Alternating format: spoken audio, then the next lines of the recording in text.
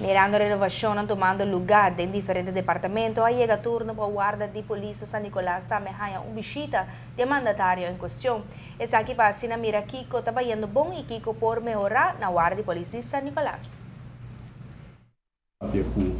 É parte de surveillance dienst e também nossa papel com recherche San Nicolás para mira toch depois com algum cambio que vai ser benefício que a guarda pedir para o tempo. Essa aqui a tomar lugar agora aqui não e também nos sai a oportunidade para mira já lo que é parte de curar de guarda condição de certa facilidade na rotina da guarda e de vista com noturora e se nós se algum pessoa pelo show na DEP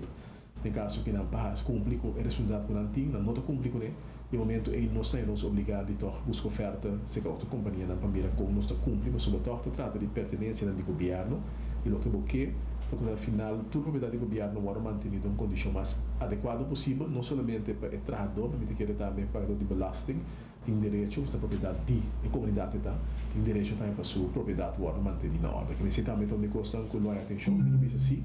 o que está tratando na guarda de polícia San Nicolás Recharge, tem diferentes pontos que me se atende com ele, mas generalmente satisfeito sim com o cambio no lugar.